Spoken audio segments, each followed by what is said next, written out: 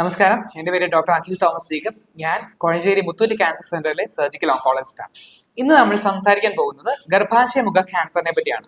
അതായത് carcinoma of cervix. യൂട്രസിന്റെ താഴെ ഭാഗമായിട്ടാണ് ഗർഭാശയമുഖം അഥവാ സെർവിക്സ് സ്ഥിരീകരിക്കുന്നത്. അതിലുണ്ടാകാവുന്ന ക്യാൻസറിനെ കുറിച്ചാണ് ഇന്ന് നമ്മൾ സംസാരിക്കുന്നത്. ഏറ്റവും ആദ്യമായി ഇത് ആർക്കാണ് ഉണ്ടാകുന്നത് എന്നുള്ളതാണ് നമ്മൾ അറിയേണ്ടത്. ഇന്ത്യയിലെ സ്ത്രീകളിൽ ഏറ്റവും കൂടുതൽ കാണുന്ന ഒരു തരം ക്യാൻസർ ആണ് ഈ ഗർഭാശയമുഖ ക്യാൻസർ. ഇത് ഏറ്റവും കൂടുതൽ ഉണ്ടാകുന്നത് HPV ഹ്യൂമൻ പാപ്പിലോമ വൈറസ് എന്ന വൈറസിന്റെ ഇൻഫെക്ഷൻ കാരണമാണ് ഏറ്റവും കൂടുതലായി നമ്മൾ ഗർഭാശയമുഖ ക്യാൻസർ കാണുന്നത്. അപ്പോൾ ഒരു തരം വൈറസ് ആണ്. ഇത് വൈറസ് നമ്മുടെ ഗർഭാശയമുഖത്തിൽ ഇൻഫെക്ഷൻ ഉണ്ടാക്കുകയും അതുപോലെ അവിടെ വ്യത്യാസങ്ങൾ ഉണ്ടാക്കുകയും അതിൽ നിന്നാണ് ക്യാൻസർ ഉളവെടുക്കുന്നത്. സെക്ഷൽ കോണ്ടാക്റ്റിലൂടെ തന്നെയാണ് ഈ വൈറസ് ഏറ്റവും കൂടുതൽ വ്യാപിക്കുന്നത്. അപ്പോൾ ഈ ഗർഭാശയമുഖ ക്യാൻസർ ഉണ്ടാക്കാൻ സാധ്യതയുള്ള വൈറസ് ആണുകളിൽ പിനൈൽ ക്യാൻസർ, അതായത് പെനിസിന്റെ ക്യാൻസറും ഉണ്ടാക്കാൻ സാധിക്കുന്നതാണ്. അപ്പോൾ ഇതൊരു വൈറൽ ബോൺ ഇൻഫെക്ഷൻ കാരണം ഉണ്ടാകുന്ന ഒരു തരം ക്യാൻസർ ആണ്. അപ്പോൾ ഈ ക്യാൻസർ നമുക്ക് നേരത്തെ കണ്ടുപിടിക്കാൻ സാധിക്കുമോ? തീർച്ചയായും.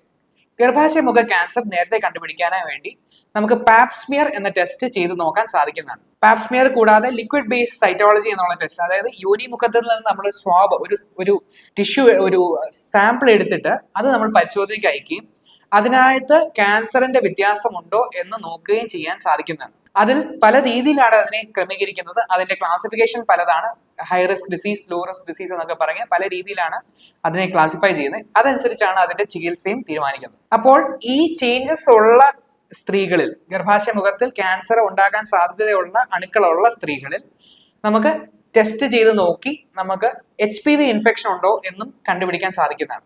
ഹ്യൂമൻ പാപ്പിലോമ വൈറസിന് ഇൻഫെക്ഷൻ ഉണ്ടെങ്കിൽ നമുക്ക് അവർക്ക് ക്യാൻസർ ഉണ്ടാകാനുള്ള സാധ്യത കൂടുതലാണ്. അപ്പോൾ ഈ രണ്ട് ടെസ്റ്റുകൾ വെച്ചാണ് ക്യാൻസർ ഉണ്ടാകാൻ സാധ്യതയുണ്ടോ അല്ലെങ്കിൽ ക്യാൻസർ ഉണ്ടോ എന്ന് നമുക്ക് നേരത്തെ കണ്ടുപിടിക്കാൻ സാധിക്കുന്നത്. ഇത് 3 തൊട്ട് 5 വർഷത്തിൽ ഒരിക്കലാണ് ഈ ടെസ്റ്റുകൾ ചെയ്ത് നോക്കേണ്ടതായിട്ടുള്ളത്.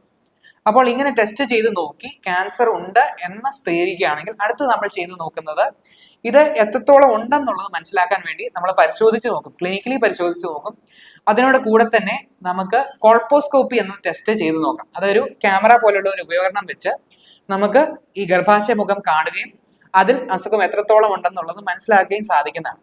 ഇതിനോടൊപ്പം തന്നെ ഇതൊരു ചികിത്സാ രീതിയും കൂടാണ്. അതായത് വളരെ മുകളിലായിട്ട് സൂപ്പർഫിഷ്യൽ ആയിട്ടുള്ള അസുഖമേ ഉള്ളൂ, അകത്തോട്ടൊന്നും വ്യാപിച്ചിട്ടില്ല, വളരെ തുടക്കമാണ് അസുഖത്തിന്റെ എന്നുണ്ടെങ്കിൽ നമുക്ക് ഈ കോൾപോസ്കോപ്പി അതിന്റെ കൂടെ ഉള്ള കറണ്ട് ഉപയോഗിച്ചുള്ള ചികിത്സയും വഴി ഈ അസുഖം പൂർണ്ണമായിട്ട് നീക്കം ചെയ്യാൻ സാധിക്കുന്നതാണ്. മേജർ സർജറിയോ അല്ലെങ്കിൽ റേഡിയേഷനോ എടുക്കാതെ തന്നെ.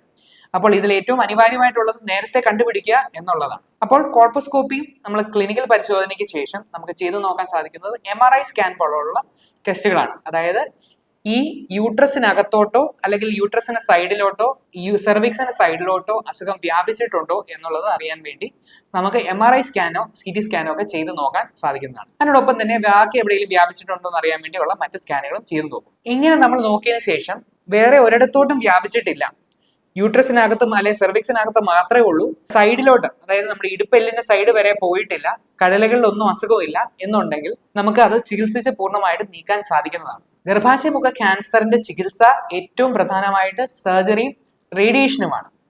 അപ്പോൾ കുറച്ച് വ്യാപിച്ചിട്ടുണ്ട്, കടലകളിലേക്കുണ്ട് അല്ലെങ്കിൽ ഗർഭാശയമുഖത്തിന്റെ സൈഡിലേക്ക് അസുഖമുണ്ട് എന്നുണ്ടെങ്കിൽ നമ്മൾ റേഡിയേഷനും കീമോതെറാപ്പിയും കൂടെ കമ്പൈൻ ചെയ്ത് കൊടുക്കുന്നതാണ് ഏറ്റവും കോമൺ ആയിട്ട് നമ്മൾ ചെയ്യാറുള്ളത്. എന്നാൽ ഗർഭാശയമുഖത്ത് മാത്രമേ ഉള്ളൂ അല്ലെങ്കിൽ നമുക്ക് സർജറി കൊണ്ട് പൂർണ്ണമായിട്ട് നീക്കം ചെയ്യാൻ സാധിക്കുകയാണെങ്കിൽ നമ്മൾ ശസ്ത്രക്രിയ വഴി നീക്കം ചെയ്യാൻ ശ്രമിക്കുന്നതാണ് ഈ അസുഖം. ശസ്ത്രക്രിയ എന്നുള്ളത് സാധാരണ രീതിയിൽ ഓപ്പൺ സർജറി ആയിട്ടാണ് ചെയ്യുന്നത്. എന്നാൽ താക്കൽ ദ്വാര ശസ്ത്രക്രിയ വഴിയും നമുക്ക് ഇത് പൂർണ്ണമായിട്ട് നീക്കം ചെയ്യാൻ സാധിക്കുന്നതാണ്. അപ്പോൾ നമ്മൾ എത്രയും താമസിച്ച് കണ്ടുപിടിക്കുന്നു അത്രയും നമ്മുടെ ചികിത്സയുടെ രീതിയും അല്ലെ അത് കാരണമുള്ള ടോക്സിസിറ്റിയും കൂടും. അപ്പോൾ ഏറ്റവും നേരത്തെ കണ്ടുപിടിക്കാൻ സാധിക്കുകയാണെങ്കിൽ നമുക്ക് ഇത് കോൾപോസ്കോപ്പി വഴി അകത്ത് നിന്ന് ചുരണ്ടിയെടുത്ത് പൂർണ്ണമായിട്ട് നീക്കം ചെയ്യാൻ സാധിക്കുന്നതാണ്. അപ്പോൾ ഒരു വൈറസ് കാരണം ഉണ്ടാകാനുള്ള ഒരു അസുഖമാണെന്ന് നമ്മൾ മനസ്സിലാക്കി. അപ്പോൾ ഈ വൈറസിന് നമുക്കറിയാം വാക്സിൻ ഉണ്ട്. അപ്പോൾ ഗർഭാശയമുഖ ക്യാൻസറിനും വാക്സിൻ ഉണ്ടോ? ഉണ്ട്. അത് ഏറ്റവും സന്തോഷമുള്ള ഒരു വാർത്തയാണ്. കാരണം ഗർഭാശയമുഖ ക്യാൻസർ വാക്സിൻ കൊണ്ട് പ്രിവെന്റ് ചെയ്യാൻ സാധിക്കുന്ന ഒരു തരം ക്യാൻസർ ആണ്. അതായത് ക്യാൻസർ വാക്സിനെ കുറിച്ച് നമ്മൾ കേട്ടു, അത് പലതും ചികിത്സയുടെ ഭാഗമാണ്. എന്നാൽ ഈ വാക്സിൻ അസുഖം തടയാൻ വേണ്ടി നമ്മളെ സഹായിക്കുന്നതാണ്. വാക്സിൻ ആർക്കാണ് കൊടുക്കേണ്ടത്? 9 തൊട്ട് 16 വയസ്സ് വരെയുള്ള പെൺകുട്ടികൾക്കാണ് സാധാരണ ഈ വാക്സിൻ കൊടുക്കുന്നത്. എന്നാൽ ഈ പ്രായത്തിനുള്ളിൽ എടുത്തില്ലേ തന്നെ ഒരു 35 തൊട്ട് 40 വയസ്സിനുള്ളിൽ ഈ വാക്സിൻ എടുത്താൽ അതിൻ്റെതായ സംരക്ഷണം നമുക്ക് കിട്ടുന്നതാണ്. എന്നാൽ ഏറ്റവും ഫലം കിട്ടുന്നത് ഈ 9 തൊട്ട് 14 വയസ്സ് വരെ ഉള്ള പ്രായത്തിൽ എടുക്കുന്നതാണ് ഏറ്റവും ഉത്തമമായിട്ടുള്ളത്. അപ്പോൾ ഗർഭാശയമുഖ ക്യാൻസർ നമുക്ക് നേരത്തെ കണ്ടുപിടിക്കാനാകും. അത് തടയാൻ വേണ്ടി നമുക്ക് വാക്സിൻ ഉപയോഗിക്കാൻ സാധിക്കുന്നതാണ്. അതുപോലെ അത് ഏർലി സ്റ്റേജ് ആണെങ്കിൽ ചികിത്സിച്ചാൽ പൂർണ്ണമായിട്ട് മാറുന്ന ഒരു ക്യാൻസറുമാണ്. അപ്പോൾ ജാഗ്രതയാണ് ഏറ്റവും പ്രധാനം, ഭയമല്ല. നന്ദി, നമസ്കാരം.